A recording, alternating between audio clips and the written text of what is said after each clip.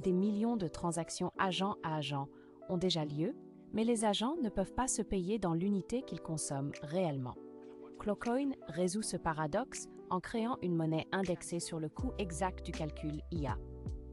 C'est quoi concrètement le problème? Les agents ne peuvent pas juste utiliser des dollars. Non, parce qu'un dollar d'aujourd'hui n'achète pas la même quantité de calcul qu'un dollar de demain. L'unité est mauvaise. On vous explique tout. Pourquoi les agents IA ne peuvent pas simplement se virer de l'argent comme nous? Parce que leurs vraies dépenses, ce sont des quotas d'inférence chez OpenAI ou Anthropic liés à un compte non transférable absent de toute blockchain. Envoyer des dollars ne résout pas ça. C'est comme payer une facture d'électricité en or sans savoir combien de watts ça achète. Coinbase X402 a traité des millions de transactions agent à agent en quelques mois. Les rails de paiement existent déjà, mais ils véhiculent des stablecoins comme USDC, dont la valeur en calcul IA fluctue constamment.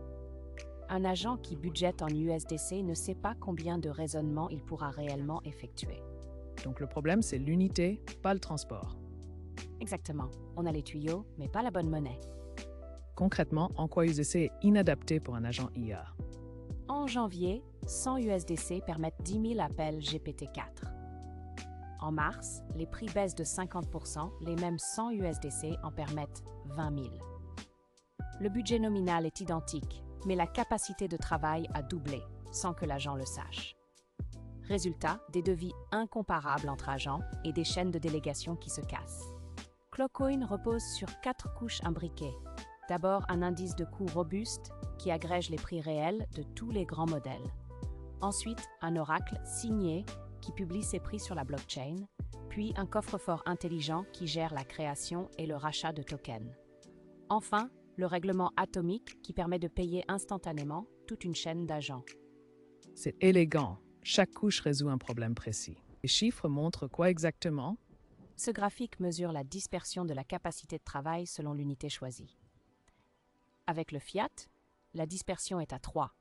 Vos agents ne savent jamais combien ils peuvent vraiment faire. Avec le coût brut, c'est encore pire. Avec Clocoin, la dispersion tombe à 1. Une unité, une capacité stable, des budgets prévisibles. Cette figure montre la dispersion des devis entre agents selon le régime monétaire. En coût brut, chaque agent cite un prix différent pour le même travail. C'est le chaos. En fiat, c'est un peu mieux. Mais avec Clocoin, la dispersion s'effondre. Tous les agents parlent la même langue de valeur. C'est crucial pour que des marchés d'agents puissent exister. Pourquoi faire confiance à un nouveau stablecoin après Terra et UST? Ces effondrements ont une cause commune, des mécanismes algorithmiques sans réserve réelle. Clocoin tire explicitement les leçons de chaque crise. Collatéral transparent, pas d'algorithme purement spéculatif, seuil de couverture automatique. C'est une conception antifragile, pas optimiste. 4 chiffres résument l'impact de Clocoin. La dispersion des prix interagents est divisée par 3 par rapport au fiat. Le nombre de repricing nécessaires s'effondre. Les agents n'ont plus à renégocier constamment leurs devis. Et l'architecture supporte des chaînes de délégation arbitrairement longues avec un seul règlement atomique. C'est le genre de chiffre qui rend les développeurs d'agents très attentifs. Clocoin n'est pas juste une crypto de plus, c'est l'infrastructure monétaire manquante pour que les agents IA autonomes puissent enfin former de vraies économies décentralisées, avec des prix stables et des paiements atomiques. La prochaine étape naturelle est de regarder comment ces marchés d'agents se combinent avec les protocoles d'orchestration comme Autogen ou LangGraph.